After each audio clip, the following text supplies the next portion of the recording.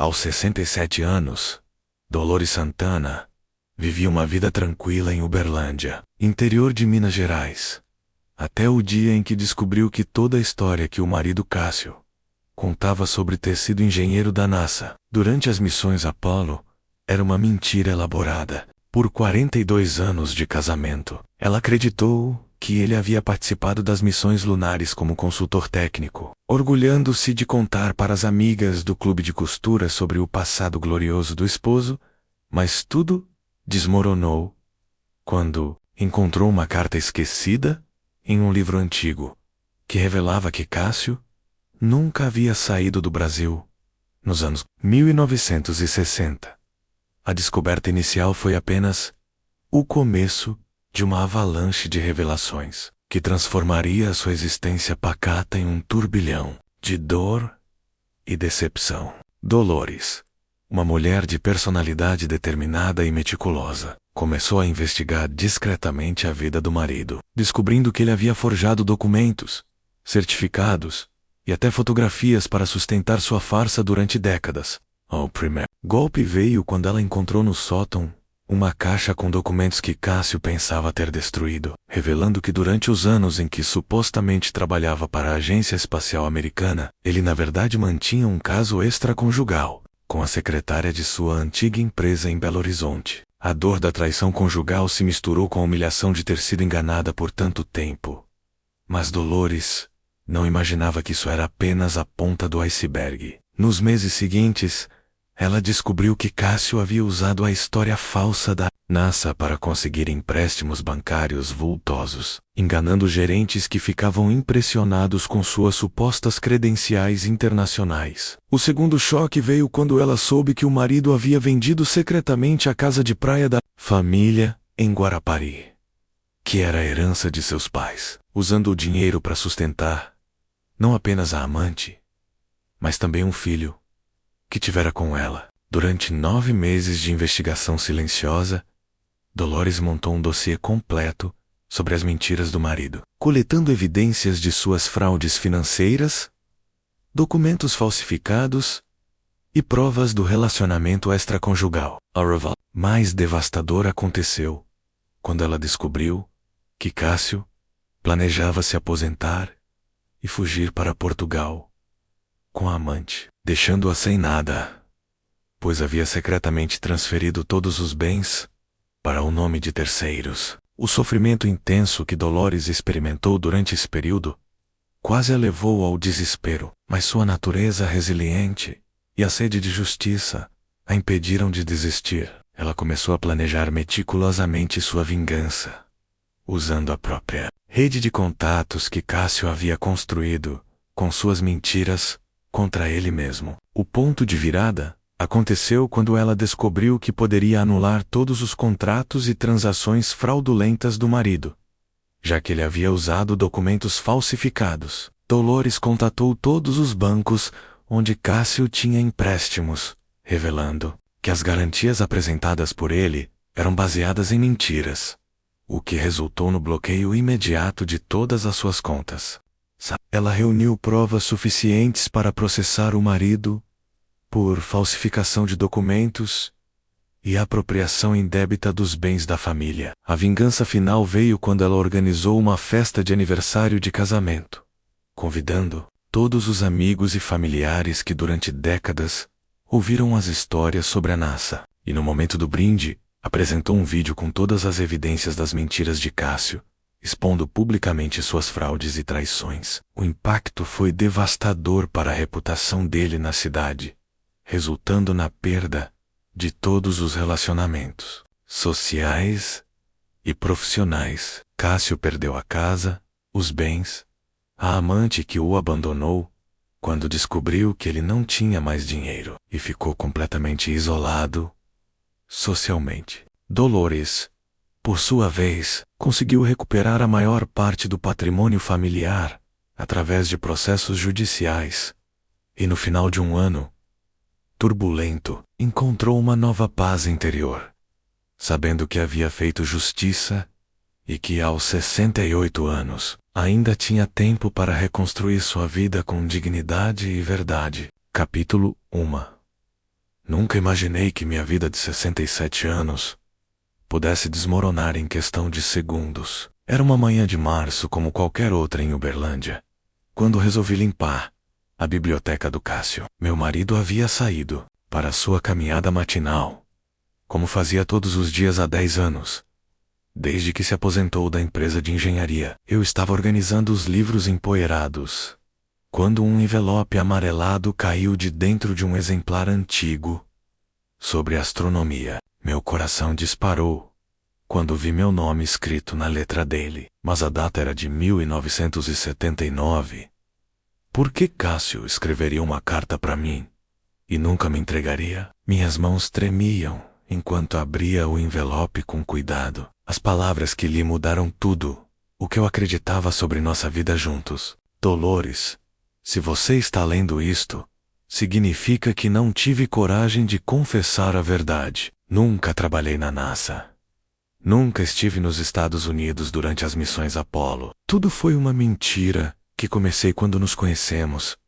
E agora, não sei mais como parar. Sentei na poltrona de couro onde Cássio sempre lia seus jornais, tentando processar o que acabara de descobrir. 42 anos de casamento. 42 anos ouvindo histórias sobre como ele havia contribuído para a chegada do homem à Lua como consultor técnico. 42 anos me orgulhando dele nas reuniões do clube de costura, contando para as amigas sobre o passado glorioso do meu marido. A carta continuava com detalhes que me gelaram o sangue. Durante os anos 1968 e 1972, quando ele dizia estar trabalhando nos Estados Unidos, na verdade ficava em Belo Horizonte, na empresa onde realmente trabalhava como engenheiro civil comum. Ele havia forjado documentos, criado histórias elaboradas e até mesmo falsificado fotografias para sustentar a mentira. Mas o que mais me doeu foi o final da carta. Perdoe-me, Dolores. Comecei essa farsa para impressionar você quando nos conhecemos, e agora estou preso nela. Às vezes penso em contar tudo, mas tenho medo de perdê-la.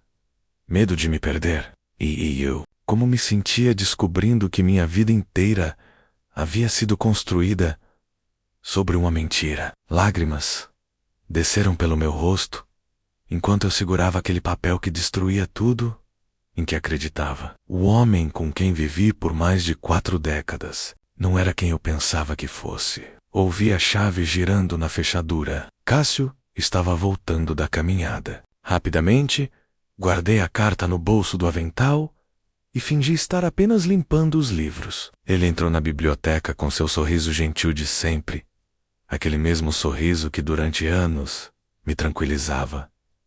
Bom dia, meu amor. Organizando meus tesouros, disse ele, se aproximando para me dar um beijo na testa. Eu me afastei instintivamente, mas tentei disfarçar, só fazendo uma limpeza geral. Respondi, evitando olhar em seus olhos. Naquele momento, percebi que não conhecia o homem com quem dividia a cama há mais de 4 décadas. Quantas outras mentiras ele me contou? Quantas vezes sorriu para mim, sabendo que estava me enganando? A dor no meu peito era física, como se alguém estivesse espremendo meu coração com as próprias mãos. Durante o resto daquele dia, observei Cássio com outros olhos. Cada gesto, cada palavra, cada sorriso parecia falso agora. Quando ele contou, durante o jantar, sobre um suposto colega da NASA que havia encontrado na padaria, eu precisei me controlar para não explodir. Como ele tinha a audácia de continuar mentindo, mesmo depois de ter escrito aquela carta de confissão. À noite, deitada ao lado dele, escutei sua respiração tranquila e regular. Como alguém que mentiu por décadas conseguia dormir tão peacefalmente. Eu, por outro lado, passei a madrugada inteira acordada, tentando entender como não havia percebido nada durante todos esses anos. Na manhã seguinte, quando Cássio saiu para sua caminhada, voltei ao escritório dele, com uma missão diferente. Se ele havia mentido sobre a NASA, sobre o que mais havia mentido, comecei a revirar cada gaveta, cada arquivo, procurando por mais evidências. E foi então que encontrei a primeira pista de algo muito pior. Escondido atrás de uma moldura com nossa foto de casamento, havia um segundo telefone celular, a Maparello, que eu nunca havia visto antes. Quando consegui desbloqueá-lo usando nossa data de aniversário, descobri dezenas de mensagens de texto de uma mulher chamada Beatriz. Mensagens carinhosas, íntimas, que falavam sobre encontros, planos futuros e, mais chocante ainda, sobre um filho. Meu mundo desabou completamente. Não era apenas a mentira sobre a NASA. Cássio estava traindo nosso casamento há anos, talvez décadas, e tinha um filho que eu desconhecia totalmente. Capítulo 2. Os dias seguintes foram os mais difíceis da minha vida. Precisava agir normalmente diante de Cássio, enquanto meu mundo interior desmoronava. Cada sorriso que eu forçava doía fisicamente. Cada bom dia, querido, que eu murmurava me soava como uma mentira saindo dos meus próprios lábios. Decidi investigar mais profundamente antes de confrontá-lo. Se ia descobrir a verdade, queria com Hecla por completo. Comecei a anotar todos os detalhes das mensagens no celular secreto. Beatriz Carvalho, 43 anos, moradora de Belo Horizonte. Pelas conversas, eles se relacionavam há pelo menos 15 anos e tinham um filho de 13 anos chamado Ricardo Kenza. Enquanto eu cuidava da NASA caça, preparava as refeições favoritas dele, lavava suas roupas e acreditava piamente que éramos um casal feliz. Cássio mantinha uma segunda vida com outra mulher e outro filho. A traição era dupla. Não apenas me enganava, como privava essa criança de ter um pai presente. Nas mensagens mais recentes, descobri algo que me gelou ainda mais. Cássio e Beatriz estavam planejando se mudar para Portugal. Ele havia prometido a ela que se aposentaria em breve e que poderiam viver juntos finalmente, levando Ricardo para estudar em Lisboa. Não havia uma única menção a mim em todos esses planos. Eu simplesmente não existia na vida futura que ele estava construindo. Uma manhã, enquanto Cássio tomava banho, liguei para a empresa onde ele havia trabalhado antes da aposentadoria. Falei com a secretária Joana, que sempre foi muito gentil comigo nas poucas vezes que visitei o escritório. Joana, desculpe incomodá-la, mas preciso esclarecer umas datas para o imposto de renda. Cássio trabalhou na empresa de 1965 até a aposentadoria. Correto? Isso mesmo, Dona Dolores. Ele nunca saiu daqui. Foi um funcionário exemplar durante todos esses anos. E ele nunca tirou licença prolongada para trabalhar fora, nos Estados Unidos? Joana riu do outro lado da linha Estados Unidos. Dona Dolores, seu Cássio nunca saiu, nem de Minas Gerais. Ele sempre fez questão de dizer que preferia ficar por aqui mesmo. Desliguei o telefone com as mãos tremendo. Mais uma confirmação de que tudo havia sido mentira. Mas por que Juana não sabia sobre as viagens? E por que Cássio inventaria uma história tão elaborada? Decidi visitar a biblioteca municipal para pesquisar sobre as missões Apollo. Se Cássio havia mentido sobre sua participação, eu queria entender exatamente o que ele havia inventado. Passei horas lendo sobre os engenheiros que realmente trabalharam no projeto. Nenhum brasileiro havia participado como consultor técnico. A NASA tinha uma lista completa de colaboradores, e o nome de Cássio Santana não aparecia em lugar nenhum. Voltei para casa com uma mistura de raiva e decepção que me consumia por dentro. Como eu havia sido tão ingênua? Como não questionei quando ele mostrava aquelas fotografias dele com outros engenheiros? Como acreditei nas histórias sobre os desafios técnicos que ele supostamente ajudou a resolver? Naquela tarde, resolvi confrontar algumas das evidências físicas que ele havia me mostrado ao longo dos anos. No quarto, havia uma caixa com lembranças da NASA, certificados, fotografias e até uma suposta medalha comemorativa. Tudo com cuidado e rapidamente percebi que eram falsificações grosseiras. As fotografias eram claramente montagens, com o rosto de Cássio mal colado sobre corpos de outras pessoas. Os certificados tinham erros de português, que um documento oficial americano jamais teria. Como eu não havia percebido isso antes, a resposta era simples. Eu confiava nele completamente. Quando amamos alguém, não procuramos evidências de que o Testament. Aceitamos as histórias porque queremos acreditar na pessoa que escolhemos para dividir nossa vida. Mas agora, com os olhos abertos, eu via cada falha, cada inconsistência que havia ignorado durante décadas. O sotaque americano que ele dizia ter desenvolvido, mas que nunca ouvi. As supostas ligações de ex-colegas da NASA, que sempre aconteciam quando eu não estava por perto. Os presentes exclusivos da agência espacial, que na verdade eram objetos que ele comprava em lojas de souvenirs. No final daquela semana, fiz uma descoberta que me deixou ainda mais devastada. Vasculhando os documentos financeiros da família, encontrei evidências de que Cássio havia pegado vários empréstimos bancários, usando a história da NASA como garantia. Ele havia convencido gerentes de banco de que tinha conexões internacionais e experiência em projetos de alta tecnologia, conseguindo crédito que uma pessoa comum jamais obteria. O dinheiro desses empréstimos não havia sido usado para melhorias na nossa casa ou investimentos familiares. Pelo contrário, as datas coincidiam perfeitamente com os períodos em que ele dizia estar viajando a trabalho, mas que agora eu sabia que na verdade estava gastando com Beatriz e Ricardo em Belo Horizonte. Meu marido não era apenas um mentiroso e-trader. Ele era um fraudador que havia usado nossa reputação familiar para obter dinheiro, que estava desviando para sustentar sua segunda família. E o pior, uma parte significativa da nossa aposentadoria havia sido comprometida por esses empréstimos que eu nem sabia que existiam. Naquela noite, enquanto Cássio assistia à televisão na sala, tranquilamente ignorante de que eu havia descoberto seus segredos, tomei uma decisão que mudaria o rumo de nossas vidas. Não ia simplesmente confrontá-lo e aceitar suas desculpas. Não ia permitir que ele destruísse nossa família financeiramente para sustentar suas mentiras. Se ele havia planejado cuidadosamente me enganar por décadas, eu planejaria cuidadosamente minha resposta. Mas primeiro, precisava descobrir até onde ia a extensão das suas mentiras. E tinha a forte suspeição de que ainda não havia encontrado o pior. Capítulo 3.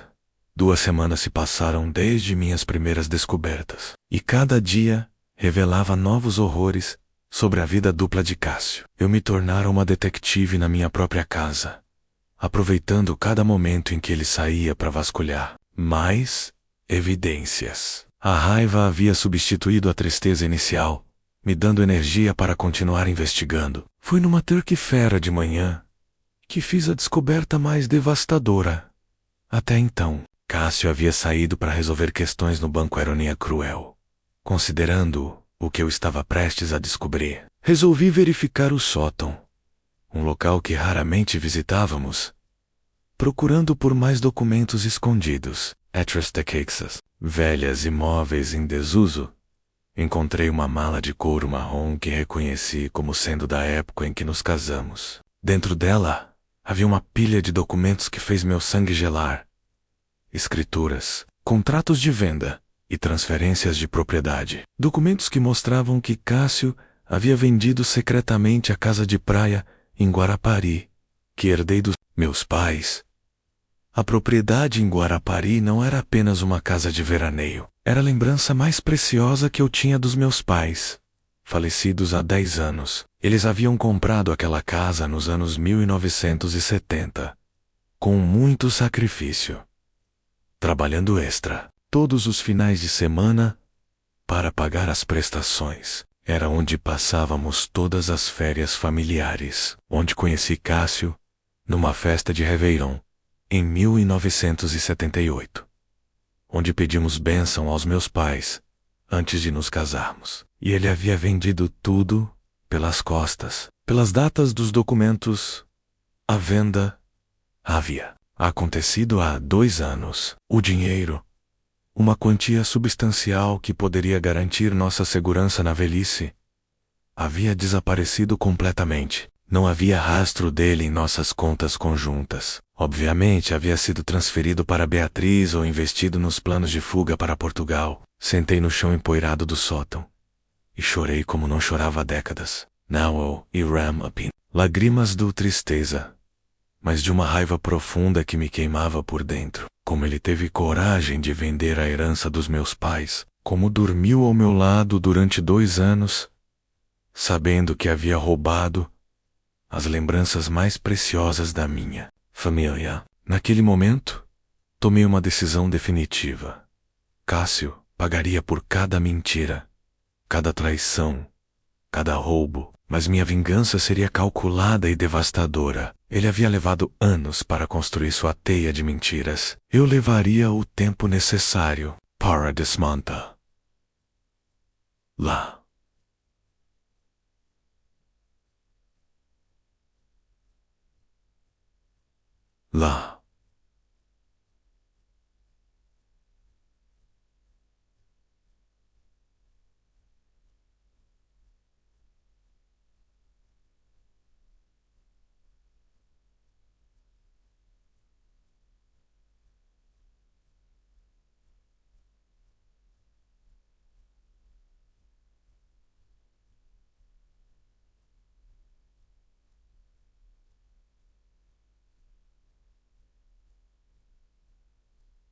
Comecei a fazer cópias de todos os documentos que encontrava. Organizei uma pasta secreta com evidências cronológicas. A carta confessando a mentira sobre a NASA, as mensagens do celular secreto, os contratos fraudulentos dos empréstimos bancários e agora os documentos da venda ilegal da casa em Guarapari. Mas eu sabia que precisava de ajuda profissional. Marquei uma consulta com o Dr. Eduardo Mendes, um advogado conhecido da família que havia cuidado dos documentos dos meus pais anos atrás. Disse a Cássio que ia ao médico fazer exames de rotina. Mais uma mentira para se somar às centenas que ele me contara. Dr. Eduardo ficou chocado quando apresentei todas as evidências. Dona Dolores, isso é muito grave. Seu marido cometeu múltiplos crimes: falsificação de documentos, apropriação indébita, fraude contra instituições financeiras e venda irregular de bem comum do casal. Doutor, eu não quero apenas processá-lo. Quero que ele perca tudo, como eu perdi. Quero que ele sinta na pele o que é ser traído e enganado. O advogado me explicou que tínhamos evidências suficientes para anular todos os contratos fraudulentos. A venda da casa em Guarapari poderia ser revertida, já que eu não havia assinado a documentação e a propriedade estava em nossos 2 nomes. Os empréstimos bancários poderiam ser contestados por terem sido obtidos com documentos falsificados. Mas Dona Dolores, ele continuou: sugiro que façamos isso de forma estratégica. Se agirmos precipitadamente, seu marido pode tentar esconder mais bens ou fugir do país. Precisa reunir o máximo de evidências possível antes de começarmos os processos legais. Voltei para casa com um plano claro. Nas próximas semanas, fingiria que nada havia mudado enquanto continuava investigando. Precisava descobrir exatamente quantos bens Cássio havia transferido irregularmente e como poderia recuperar nossa segurança. Finance. Naquela noite, durante o jantar, observei meu marido contando mais uma de suas histórias falsas sobre a NASA. Dessa vez, ele dizia ter recebido uma ligação de um ex-colega americano que estava visitando o Brasil. A facilidade com que ele mentia, a naturalidade com que inventava detalhes, me deixava nauseada. Que interessante, querido. Respondi com um sorriso forçado. Você deveria convidá-lo para jantar aqui em casa. Adoraria conhecer um de seus colegas da NASA. Cássio engasgou ligeiramente com a comida. Não. Ele está com a agenda muito corrida. Só passou para cumprimentar mesmo. Mais uma mentira para encobrir a mentira anterior. Eu estava começando a entender o padrão. Sempre que eu demonstrava interesse em participar das suas histórias, ele arrumava desculpas para me manter afastada. Durante todos esses anos, ele havia me isolado propositalmente do seu mundo falso para que eu não descobrisse as inconsistências. Depois do jantar, quando Cássio foi tomar banho, verifiquei novamente. Cellular. Havia novas mensagens de Beatriz e uma delas me fez tremer de raiva.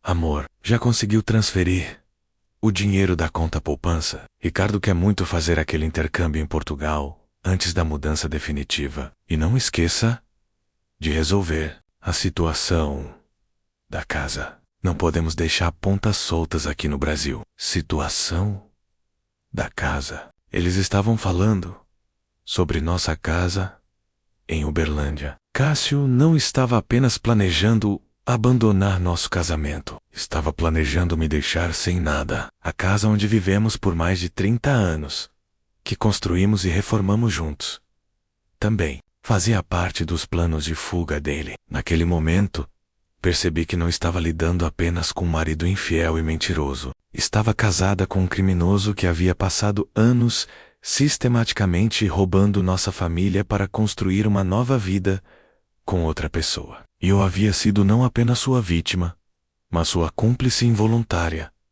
fornecendo a respeitabilidade social que ele precisava para manter suas farsas funcionando. Mas agora que eu sabia a verdade, ele descobriria que subestimou completamente a mulher com quem havia se casado. Dolores Santana, aos 67 anos, ainda tinha muita luta pela frente. Capítulo 4. O mês de maio trouxe revelações que transformaram minha tristeza em uma determinação fria e calculista. Eu havia me tornado uma mulher diferente, mais observadora, mais desconfiada, mas paradoxalmente mais forte do que jamais imaginei que poderia ser. Cada novo dia de fingimento ao lado de Cássio me dava mais clareza sobre a extensão da sua traição e mais resolução para minha vingança. Foi durante uma ida ao supermercado que tive um encontro que mudou completamente minha estratégia. Estava na fila do caixa quando ouvi uma voz familiar me chamando.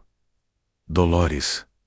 Dolores Santana. Virei-me e reconheci imediatamente Antônio Ferreira, um antigo vizinho nosso de quando morávamos no bairro Santa Mônica.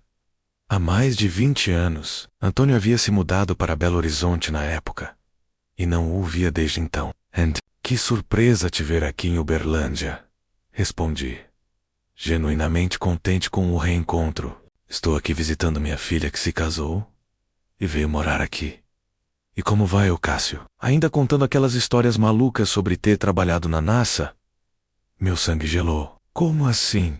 Histórias malucas? Antônio riu, sem perceber meu. Dolores, você sabe como o Cássio sempre foi fantasioso. Lembro que lá em Belo Horizonte, nos anos 78, ele vivia inventando histórias para impressionar as pessoas. Uma vez disse que era piloto de avião, outra que tinha parentes ricos na Europa. A história da NASA foi a mais criativa, mas nunca acreditei muito nela. E por que você não acreditava? Perguntei, tentando manter a voz calma.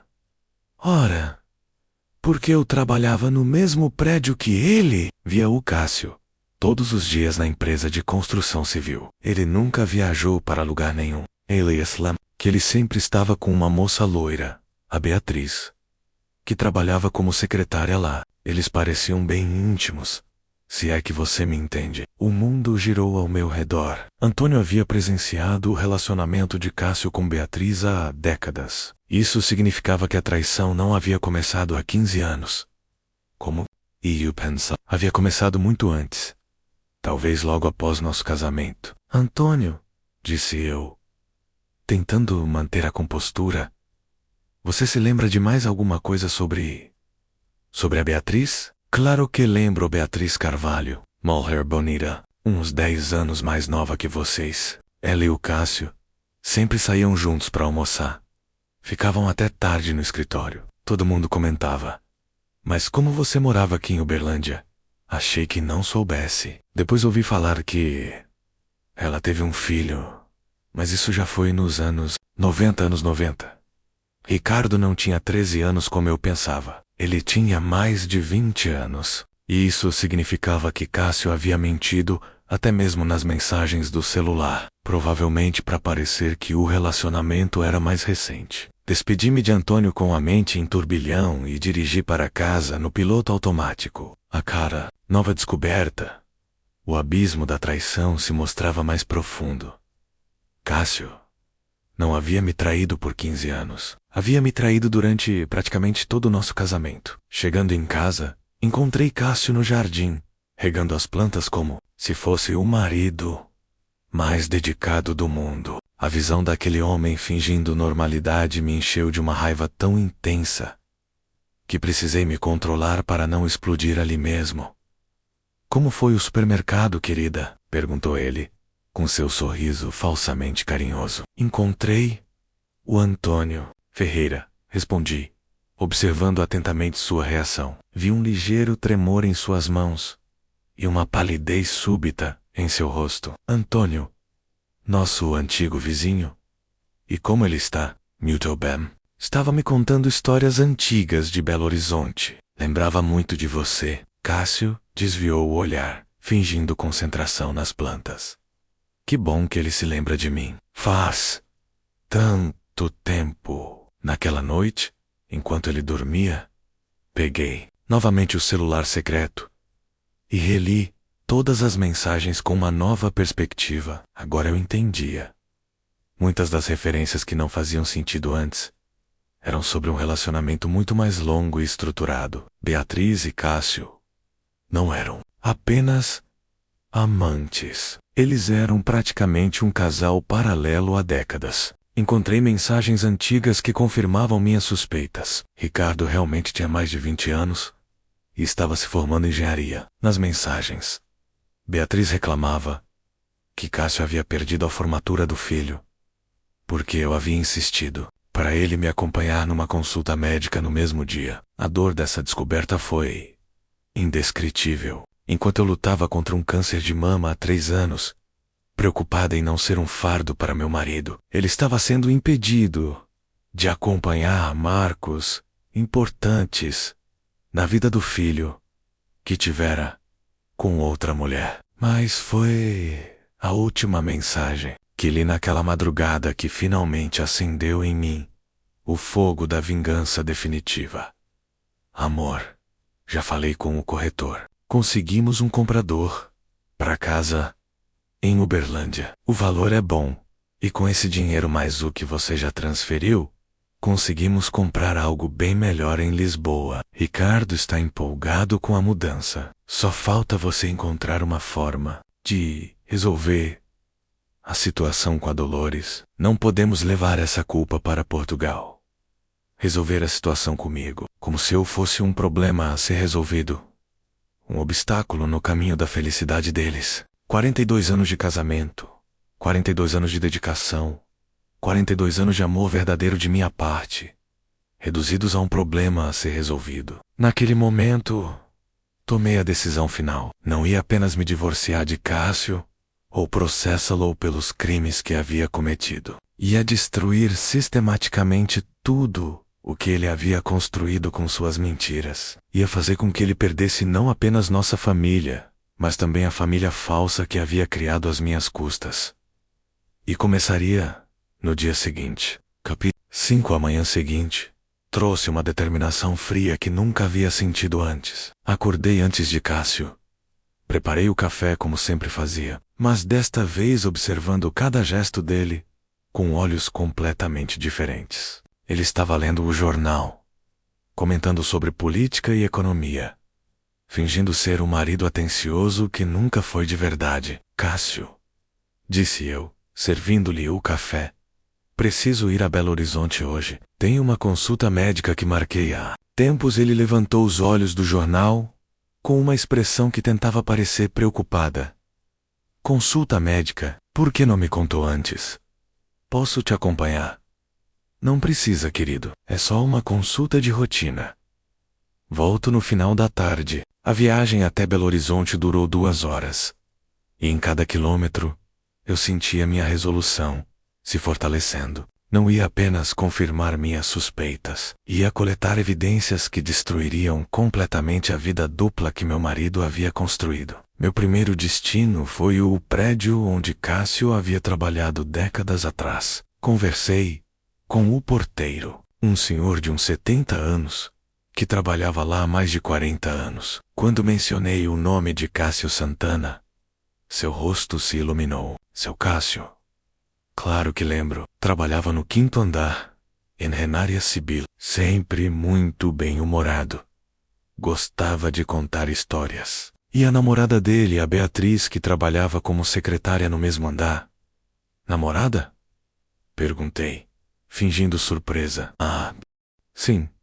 Eles namoravam há anos. Tinha até um filho, se não me engano. Eu sempre via os 3 juntos nos finais de semana, quando vinham buscar alguma coisa no escritório. Cada palavra era uma punhalada no meu coração, mas também combustível para minha vingança. Despedi-me do porteiro e fui para meu segundo destino, o endereço de Beatriz Carvalho que havia encontrado no celular secreto. A casa era simples, mas bem cuidada, num bairro classe média de Belo Horizonte. Estacionei do outro lado da rua e esperei. Não sabia exatamente o que faria, mas precisava ver com meus próprios olhos a mulher que havia dividido meu marido durante décadas. Por volta das 2 da tarde, uma mulher loira saiu da casa, acompanhada de um jovem alto e moreno. Mesmo à distância pude ver que ele tinha traços faciais muito parecidos com os de Cássio. Era Ricardo, o filho que meu marido havia tido com outra mulher enquanto eu lutava para engravidar durante os primeiros anos do nosso casamento. Eles entraram num carro e partiram. Aproveitei a oportunidade para me aproximar da casa e observar melhor. No jardim, havia detalhes que me chamaram a atenção.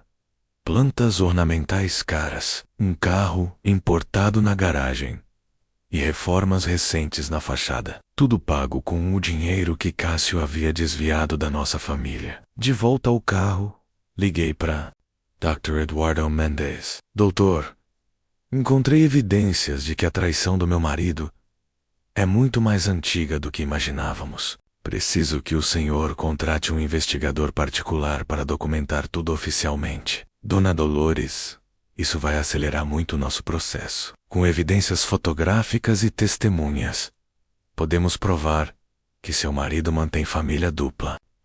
Doutor, quanto tempo levará para reverter a venda da casa em Guarapari? Com as evidências que temos, cerca de 2 meses. Mas posso pedir uma liminar para bloquear qualquer movimentação financeira adicional do seu marido.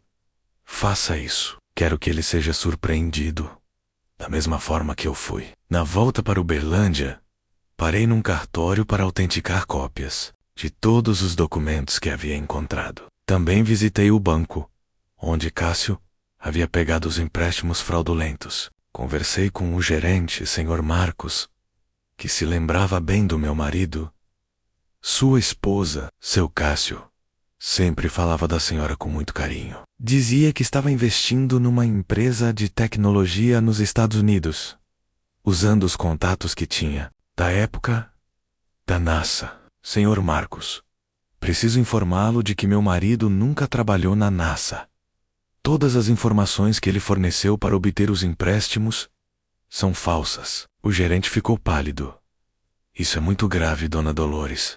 Vou precisar comunicar imediatamente ao departamento jurídico do banco, faca isso. E gostaria que o senhor verificasse se existem movimentações financeiras que eu desconheço. Voltei para casa no final da tarde com uma sensação de poder que não experimentava há décadas. Pela primeira vez, desde que descobri as mentiras de Cássio, eu estava controlando a situação, em vez de apenas reagir a ela. Cássio estava assistindo televisão quando cheguei. Como foi a consulta, querida? Tudo bem. O médico disse que estou ótima para minha idade. Ele sorriu e me deu um beijo no rosto. O mesmo beijo que me dava 42 anos, mas que agora eu sabia ser completamente falso. Naquela noite, durante o jantar, observei-o contando mais uma história inventada sobre um suposto ex-colega da NASA. Sabe, Cássio, disse eu, interrompendo-o no meio da história. Sempre tive curiosidade sobre seus colegas da NASA. Você não tem nenhuma foto com eles? Ele hesitou por um momento. Você sabe como era naquela época. Não se tirava tantas fotos quanto hoje, mas você deve ter algum contato, algum telefone. Adoraria conhecer pessoas que trabalharam em projeto tão importante. Dolores, isso foi há tanto tempo. Perdemos contato com o passar dos anos. Sempre uma desculpa pronta. Sempre uma forma de me manter afastada da sua vida falsa. Mas agora eu sabia exatamente por que ele fazia isso. E não estava mais disposta a aceitar. Naquela madrugada, enquanto ele dormia, comecei a escrever uma carta. Não era uma carta de despedida ou de confronto. Era uma carta de declaração de guerra. Explicava detalhadamente tudo o que havia descoberto. Todas as evidências que havia coletado e exatamente o que pretendia fazer com elas. Mas não era uma carta para Cássio. Era uma carta para Beatriz Carvalho. Capítulo 6. Enviei a carta para Beatriz numa manhã de terça-feira, usando um serviço de entrega que exigia confirmação de recebimento. Queria ter certeza de que ela leria cada palavra que eu havia escrito com tanto cuidado. Na carta, eu me apresentava como a esposa de Cássio e explicava que descobrira tudo sobre o relacionamento deles. Não era uma carta de ódio ou desespero. Era uma carta de uma mulher que havia sido traída, explicando calmamente para outra mulher que também estava sendo enganada. Porque, analisando friamente a situação, percebi que Beatriz também era vítima das mentiras de Cássio. Ela havia prometido a ela que se divorciaria de mim há anos. Havia prometido que assumiria publicamente o relacionamento e o filho. Havia prometido que nos mudaríamos para Portugal para começar uma nova vida. Mas enquanto fazia essas promessas, continuava voltando para casa todas as noites, dormindo na minha cama, fingindo ser um marido dedicado. 3 dias após enviar a carta, recebi uma ligação de um número desconhecido. Alô, Dona Dolores, aqui é Beatriz. Beatriz Carvalho. Recebi sua carta. A voz era suave, mas eu podia perceber o nervosismo. Oi, Beatriz. Obrigada por ligar. Dona Dolores. Eu não sabia que a senhora descobriu tudo. Cássio sempre disse que vocês estavam separados, que era apenas questão de tempo até o divórcio oficial. Beatriz.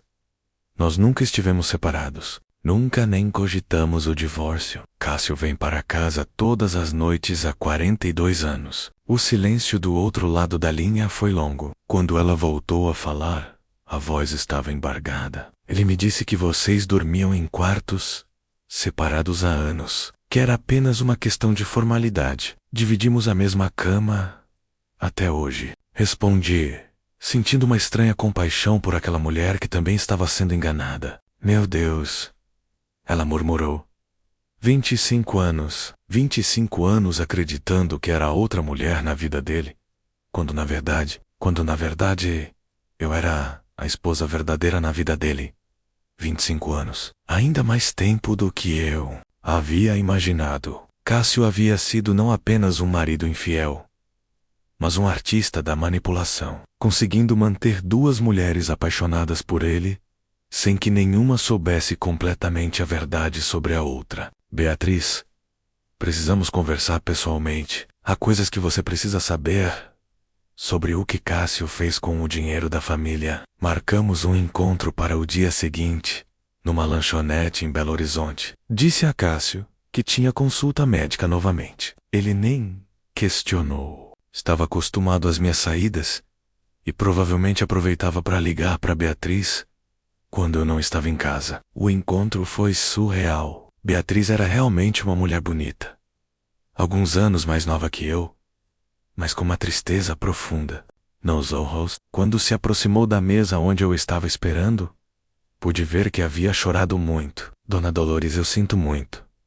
Sinto muito por tudo isso. Beatriz, nós 2 fomos enganadas. Você não tem culpa de ter acreditado nas mentiras. Dali, passei as próximas 2 horas contando a ela tudo o que havia descoberto. A farsa sobre a Nasa, os empréstimos fraudulentos, a venda ilegal da casa em Guarapari, os documentos falsificados. A cada revelação, ela ficava mais pálida. Dona Dolores, o dinheiro que ele me dava para Ricardo, para casa, para nossos planos, era dinheiro roubado da senhora. Era dinheiro roubado da nossa família, Beatriz. Mas você não sabia disso. Eu sabia que ele ganhava bem, mas nunca questionei de onde vinha tanto dinheiro extra. Ele sempre dizia que tinha investimentos, que a aposentadoria dele era muito boa. Então ela me contou sua versão da história. Cássio havia prometido a ela que assumiria publicamente o relacionamento assim que eu superasse o divórcio. Disse que eu era uma mulher frágil, que ele precisava me preparar psicologicamente para a separação. Por isso o relacionamento deles precisava ser secreto. Ele disse que a senhora tinha problemas de saúde, que ele não podia abandoná-la abruptamente, que precisava esperar o momento certo. Beatriz, em 42 anos de casamento, Cássio nunca mencionou nem uma única vez a possibilidade de divórcio. Nunca.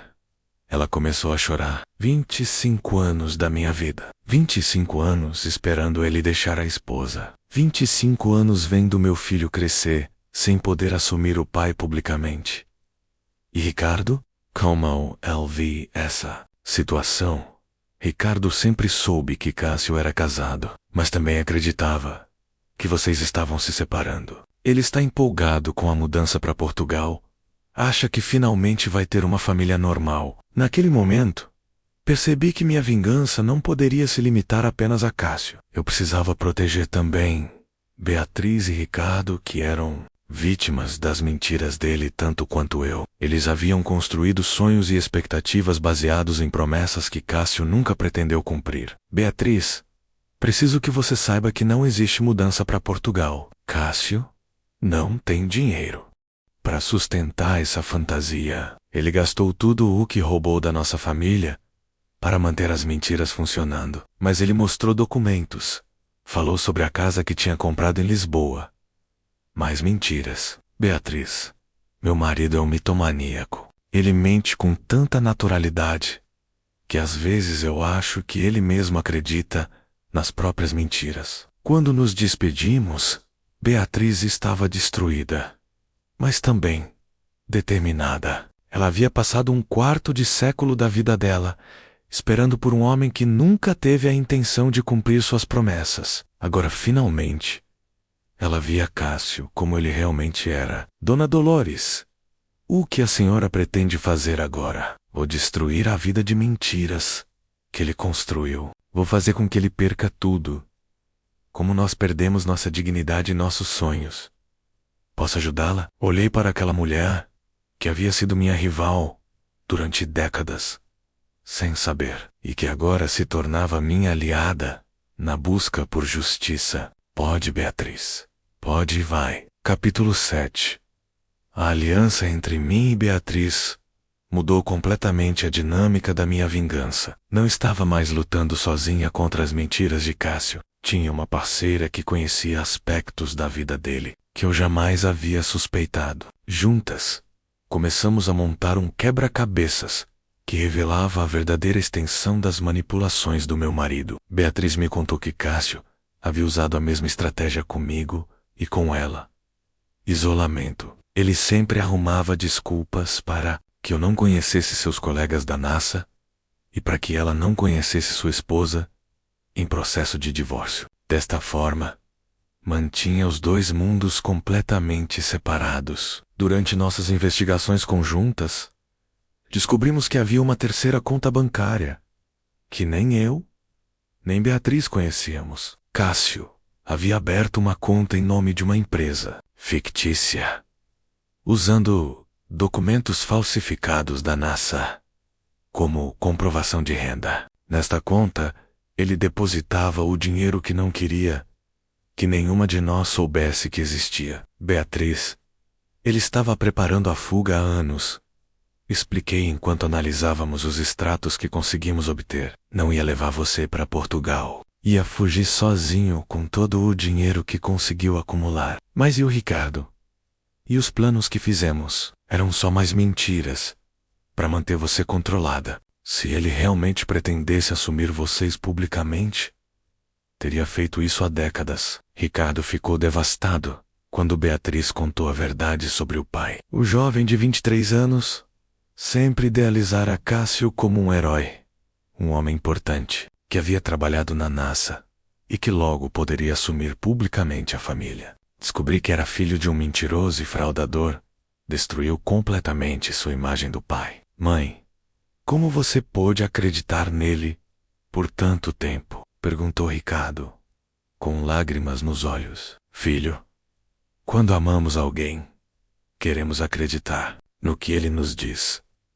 Seu pai era muito convincente. A dor de Ricardo me tocou profundamente. Aquele jovem havia crescido sem poder assumir o pai publicamente, sempre vivendo na sombra do casamento oficial de Cássio. E agora descobria que mesmo essa sombra era baseada em mentiras. Foi Ricardo quem nos deu a ideia para a vingança final. Dona Dolores, todos os amigos do meu pai, todos os colegas de trabalho, todos os vizinhos da senhora Elzacre. Nas histórias da NASA, sim, Ricardo, durante 42 anos, Cássio construiu sua reputação social baseada nessas mentiras. E se todas essas pessoas descobrissem a verdade ao mesmo tempo?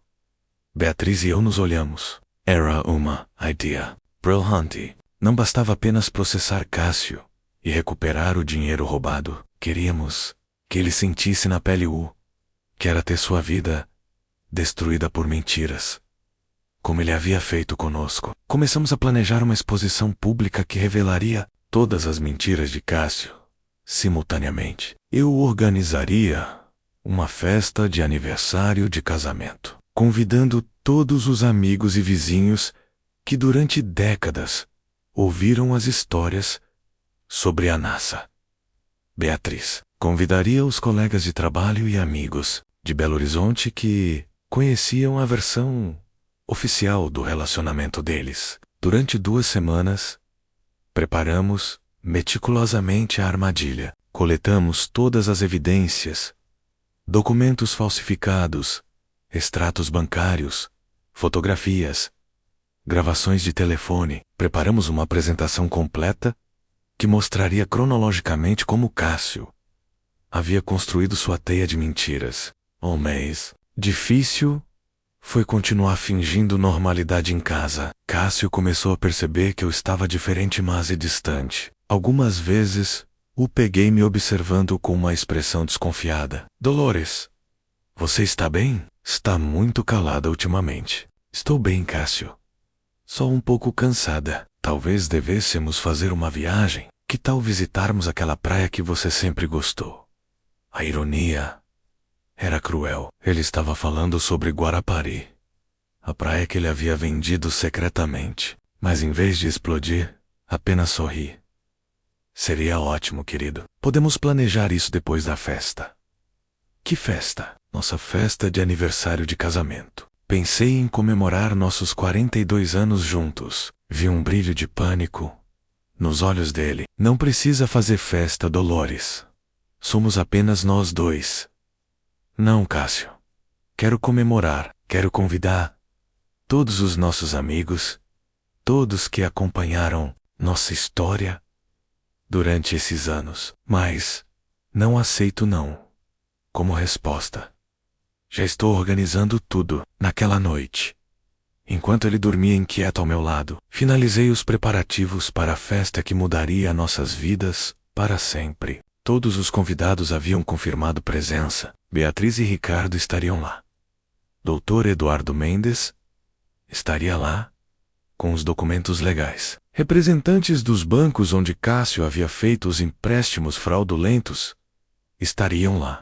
E no momento do brinde, quando todos estivessem reunidos, eu revelaria cada mentira, cada traição, cada crime que meu marido havia cometido durante 4 décadas. A festa seria no sábado. Faltavam apenas 3 dias para o fim da vida de mentiras de Cássio Santana. Capítulo 8. O sábado. Chegou com um céu limpo e ensolarado, como se o próprio universo estivesse conspiração para que minha vingança fosse perfeita. Cássio acordou nervoso, tentando mais uma vez me convencer a cancelar a festa. Dolores, ainda podemos desmarcar. Não precisa fazer todo esse alvoroço. Cássio, é nosso aniversário de casamento. 42 anos merecem ser comemorados. Ele não sabia que eu havia convidado mais de 50 pessoas, incluindo todos os vizinhos, amigos do clube de costura, ex-colegas de trabalho dele, e até mesmo algumas pessoas que ele havia enganado, com empréstimos baseados nas mentiras da NASA. A festa estava marcada para as 5 da tarde, no salão da igreja que frequentávamos. Passei o dia inteiro preparando tudo, com a ajuda de Beatriz, que chegou cedo para ajudar com os últimos detalhes. Ricardo estava responsável pela parte técnica, um projetor para mostrar as evidências e um sistema de som, para que todos pudessem ouvir claramente. Às 4:30, os convidados começaram a chegar. Cássio ficou visivelmente desconfortável quando viu a quantidade de pessoas, mas ainda não suspeitava de nada. Ele cumprimentava todos com seu sorriso falso, contando mais uma vez as histórias sobre a NASA para quem quisesse ouvir. Às 5:15, todos estavam reunidos. Subi numa pequena plataforma e pedi atenção. Queridos amigos, obrigada por estarem aqui para comemorar nossos 42 anos de casamento. Durante todo esse tempo,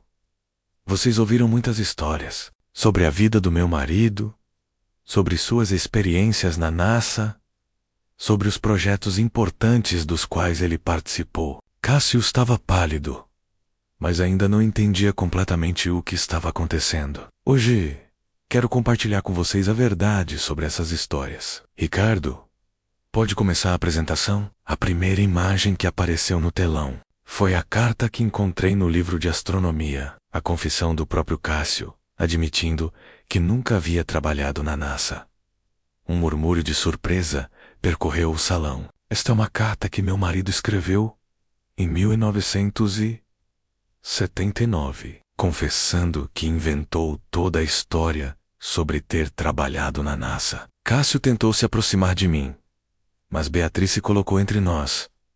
Dolores, pare com isso. Não é assim. Que não. É assim que o quê, Cássio? Não é assim que se deve expor mentiras?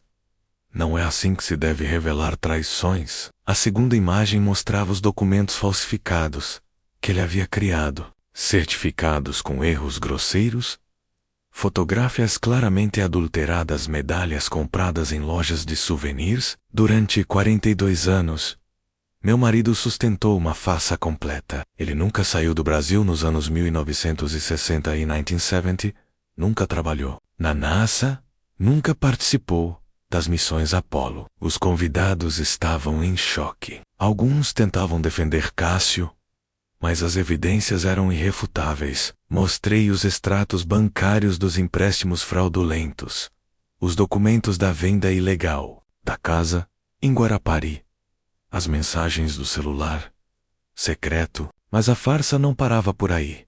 Continuei, sentindo uma força interior que nunca havia experimentado. Meu marido também mantinha uma segunda família há 25 anos. Foi neste momento que Beatriz se aproximou do microfone. Boa tarde.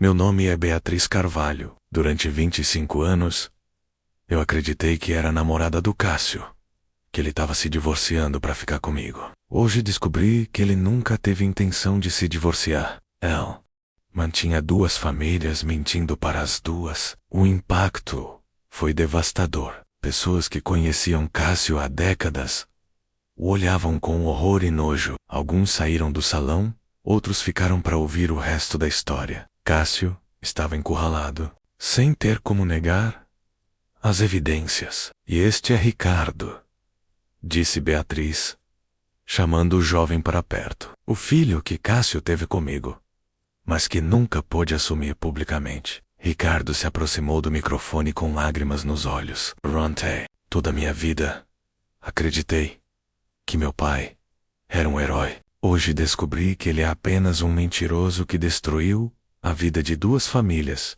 com suas fantasias. Dr. Eduardo Mendes se aproximou e entregou a Cássio uma pilha de documentos. Senhor Cássio Santana está sendo processado por falsificação de documentos, apropriação indébita, fraude bancária e venda irregular de bens comuns do casal. Todos os seus bens estão bloqueados e a venda da casa em Guarapari foi anulada. Cássio tentou falar, mas sua voz não saía. Estava destruído, humilhado publicamente diante de todos que conhecia.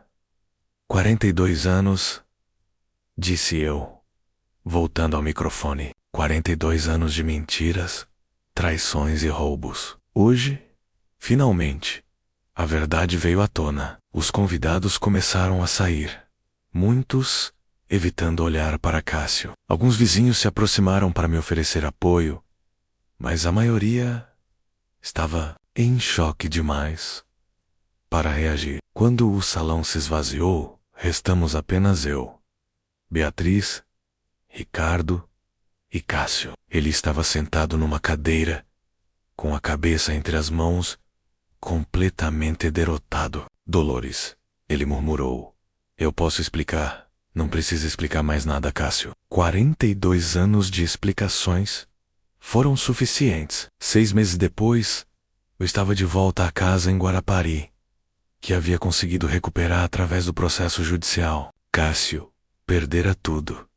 A casa, os bens, a reputação, os amigos. Estava vivendo num quarto alugado, tentando reconstruir sua vida aos 70 anos. Beatriz e Ricardo se mudaram para São Paulo, onde ela conseguiu um emprego melhor. Eles finalmente estavam livres das mentiras de Cássio e podiam construir uma vida baseada na verdade. Eu, aos 68 anos, descobri que ainda tinha muito a viver. A dor da traição ainda estava lá, mas junto com ela veio uma força que eu não sabia que possuía. Aprendi que nunca é tarde para lutar pela justiça.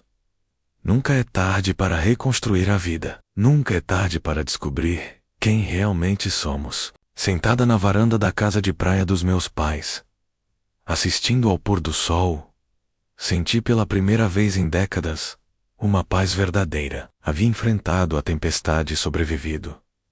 Havia lutado contra as mentiras e vencido. Havia encontrado, no fundo do poço da traição, a força para renascer. A vingança havia terminado. A vida estava apenas começando.